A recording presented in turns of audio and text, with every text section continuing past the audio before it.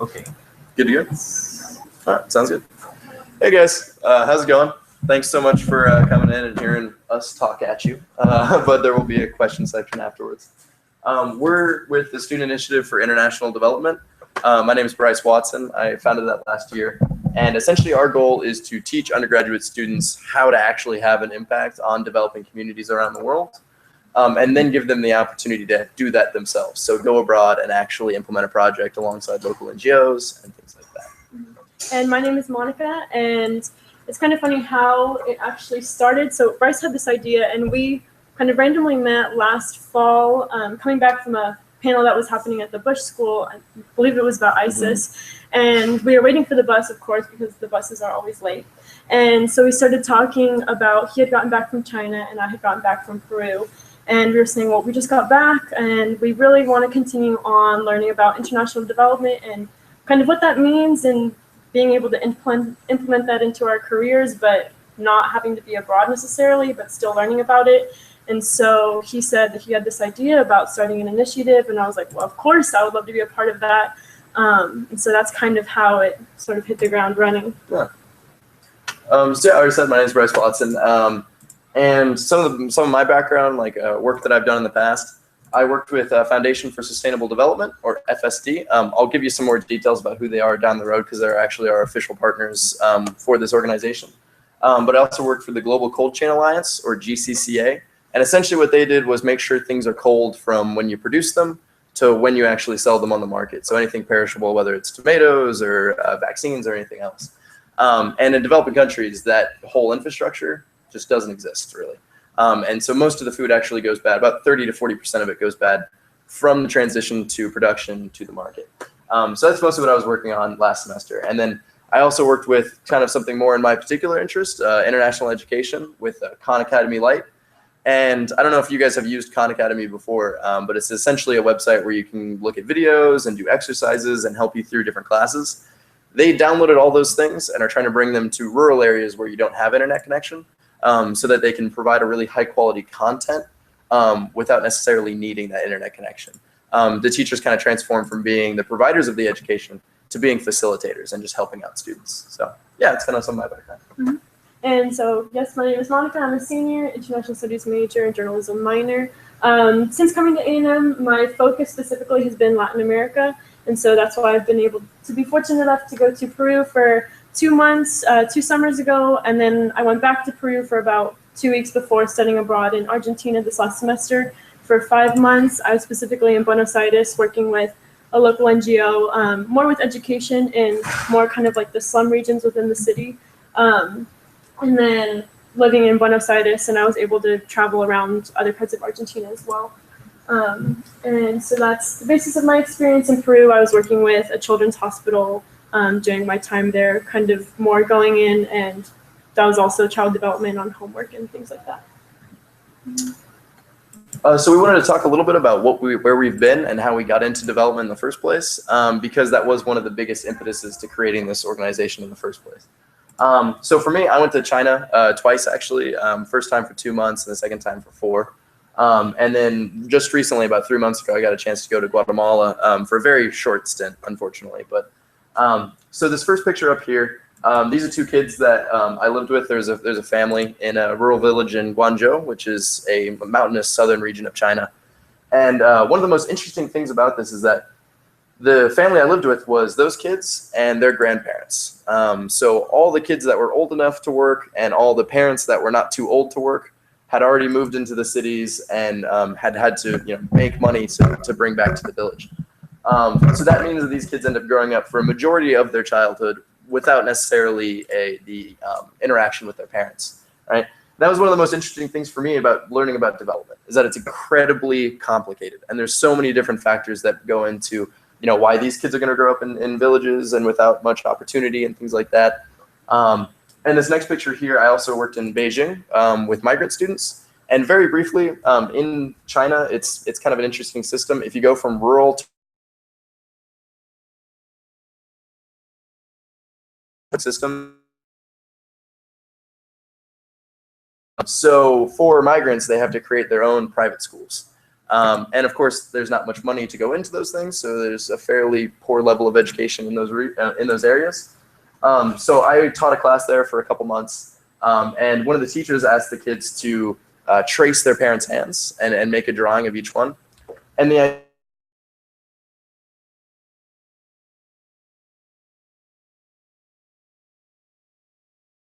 are having to do to put them through this education and to give them what they have. And again, that was just an interesting interplay of like how institutions can really affect development and how poverty really affects these different areas. And lastly, very briefly, while I was in Guatemala, that was when I was working with Khan Academy and got to see some of the schools that they had implemented their program in. And this girl here, I just saw like almost every day selling different kind of knickknacks to tourists. And she had to do that for about, oh yeah, sorry. She had to do that for about 8 hours a day, maybe even 12. And she was also taking care of her little sister. And it was just very interesting to see kind of the effects, right? And that was the biggest thing for me, is that not many students around A&M get the opportunity to actually have this experience and understand what is development, what is poverty, and what is it really. But one of the other things is that poverty isn't necessarily everyone's sad and asking for handouts, right? Like everyone I met on my trips, and I know Monica feels the same way, everyone's extremely happy. You know, it's not like everyone's just, you know, begging for help. So getting that very realistic understanding of what development is. So, yeah. Mm-hmm. And so kind of the same thing, sort of gaining this understanding of what is poverty. I grew up in Southern California, so my main experience with poverty was when my parents would take me to go work in Skid Row, which is in LA. It's just basically lots of homeless people. And so that's what my kind of perception was of it. But then going into developing countries, it's much different. It's not, like Bryce said, not this idea of just people kind of begging for things on the street or sort of strung out with no desire to go and do anything else. For the majority, they're hardworking people. And so these top two pictures on the left are from districts right outside of the main downtown center of Lima. It's a place called Villa Maria, and it's about 45 minutes to an hour from the center of the city. And so these are people that have migrated from rural areas outside of the Lima province who have come for opportunities. And the majority of them, like this woman right here, she would travel to work normally. She worked 4 days a week, and she would leave at about 4:30 in the morning for about a 2-hour commute to go to the center of the city and work, and then come back. And as you can see, these are kind of like just areas that they've set up on the hills of the city that surround it. And the government really doesn't provide any resources for them. It's people who have come looking for opportunity, but there's very shifty electricity functions. They get about trash can sized barrels of water every 3 days that are delivered to them. And as you can see, very poor infrastructure as far as the buildings go. But it's, like I said, it's people who are living their everyday lives, working and doing the best they can. And then these two bottom pictures are the same. I said slum earlier because it literally is. You can see the contrast between, I would take this train, it's a district called Retiro in Buenos Aires, and on one side the train kind of passes, as you can see right there, passes through on the right side you have Claro, which is one of the biggest, like Verizon in Argentina, and all of the big enterprises, and there's a really nice Sheraton hotel, and that's where all of the business people go. And on the left side of the train you have Villa 31, which is this district that is basically just one of the sectors. There's a couple different villas within, it's like a favela type region within the city. That's just these areas that when you talk to regular people in Buenos Aires, they just say, oh, we don't go in there, it's dangerous, it's filled with mafias and drug traffickers. And so it's kind of just these forgotten regions of people that have also moved from outside parts of Buenos Aires, and a lot of immigrants from Bolivia and Paraguay who the same thing, looking for opportunity and are kind of stuck in these situations. And one thing that I just wanted to emphasize too is that we don't claim to know everything about development or even about these particular issues, right? But the main thing that this experience gave us, I think Monica would agree, that it gave us the opportunity to start asking the right questions and to start seeing these things for ourselves. So yeah, that's what we're trying to do now with SIID for more students. Yeah, more things just we observed, and now it's kind of how do we learn about it and make a change, I guess. Mm-hmm. Yeah, so last year I did found SIID, and there was a couple reasons that kind of went into that decision. The first was that I was looking around A&M and it seemed like there was a lot of students with incredible passion for doing something good, right? Like they have some kind of impact on developing communities. The problem is that they couldn't really find many opportunities to learn about it and to actually do it themselves. There's a lot of awareness campaigns, things like that, and a lot of networking opportunities, learning about the industry. And those are all fantastic, don't get me wrong. But there's not many opportunities for students to actually come in, learn about development, practical skills they need to actually create some kind of impact, and then let them go and do it themselves. The other thing was that the impact side of it.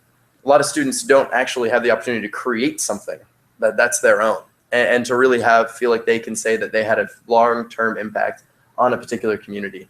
That's really what we're going for here. I mean, there are definitely many other benefits, including, like practical skills and things like that. But the one major benefit is that you can have a real impact on some of these communities.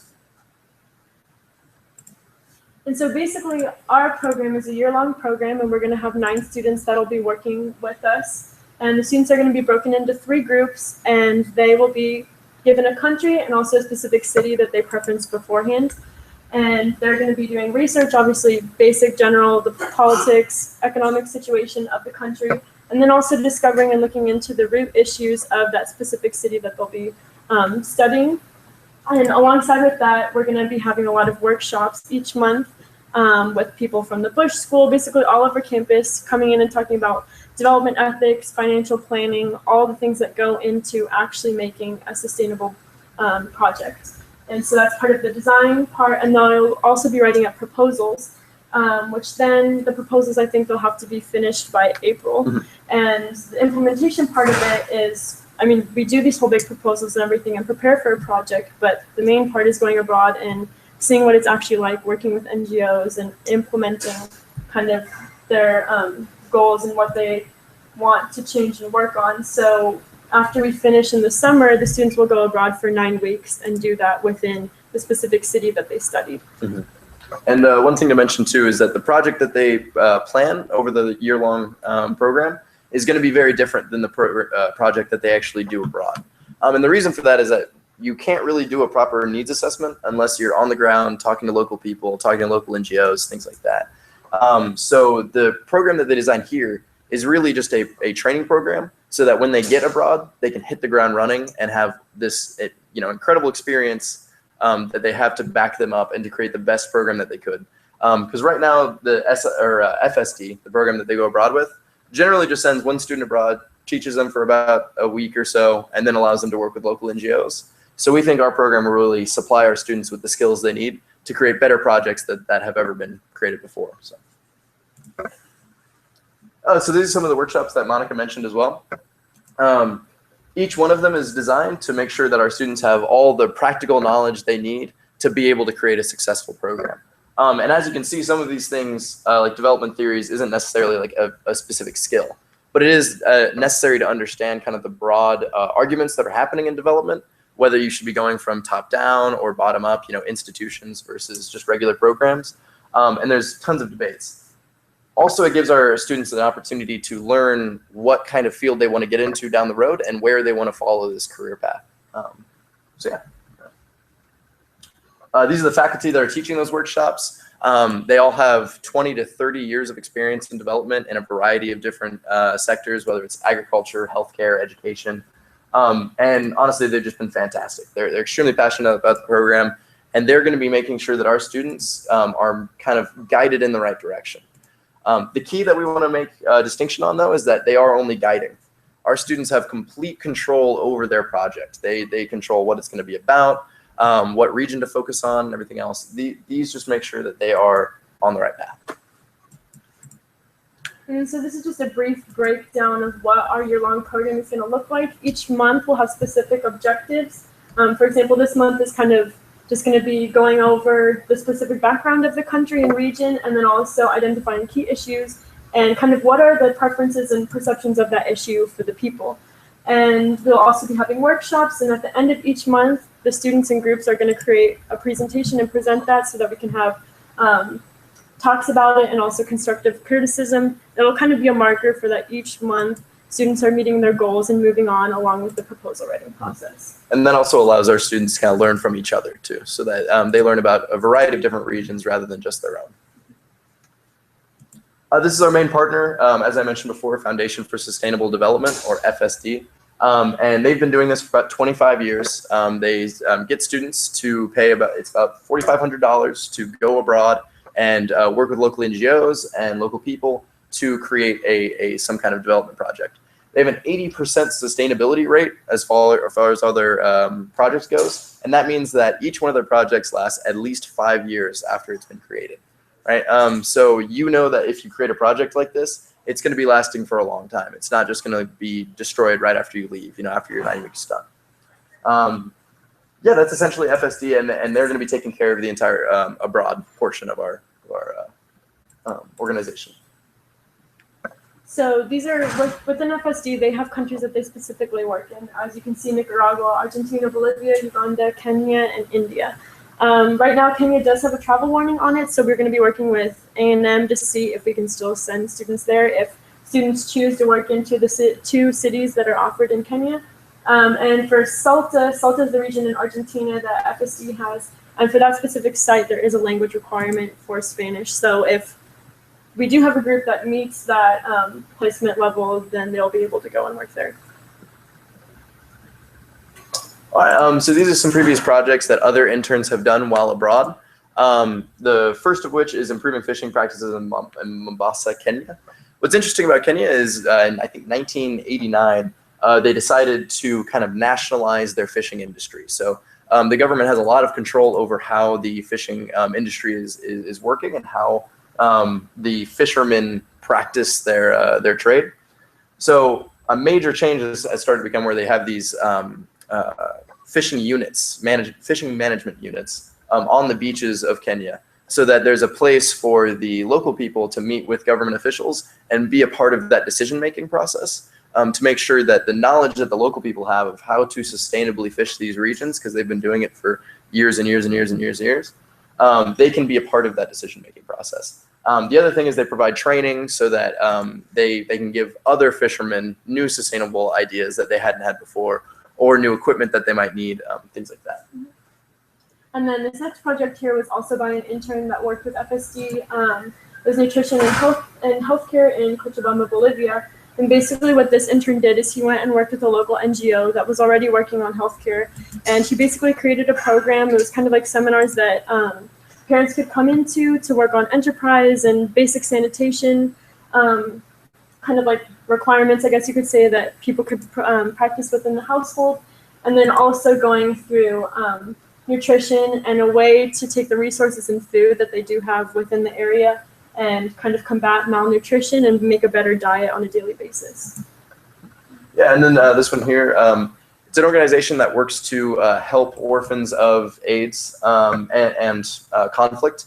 And this intern worked with them to create a chicken coop for the community of orphans that were old enough to start working, and teach them some professional skills on how can you, sell these different chickens in the market and things like that. How can you hygienically slaughter them and then sell their meat and things like that. So they were giving this new community essentially a new revenue stream that isn't just going to be for today and tomorrow, but something that they can then, once they get more money, they can buy more chickens, and the process continues until they're able to have a larger infrastructure. And then with this last one here, Education to Fight Violence in Salta. I was able to go to Salta when I was in Argentina and meet with one of the FSD members that's kind of ahead and oversees this NGO specifically. But the intern went in and they all work with the NGOs there, and he created a program that was kind of like, you can think of the Boys and Girls Club. It was a place for children to go after school or when their parents were at work, and he worked with the staff in order to help them make a more educational and safe environment that not only the kids would want to go to, but that the parents would want to send them to, somewhere that they could trust, basically, and be able to learn and work on their homework and things like that. Yeah, and so these are some of the benefits that our students will get from being a part of our program. These are all the very practical benefits, right? You get international management skills, project development, financial planning, international communication skills, which is something a lot of people don't have, which is kind of unique to our program. And these are all things that you can't really get in the classroom, right? So we're trying to provide our students that have complete ownership over their program to not just be, and I don't even really like calling them students, honestly, because we're not just like teaching them, right? This is their program. They're creating every part of this. But the most important thing, I think the biggest benefit of all is having an impact on the communities that they're working with. That's the whole reason we created this. That's the whole reason we're trying to give people these opportunities, is that they can go into a community and know that the impact that they're having is something that they created and is something that's going to last for years and years to come. So yeah, that's pretty much it. We wanted to leave it open for questions and anything you guys wanted to talk about.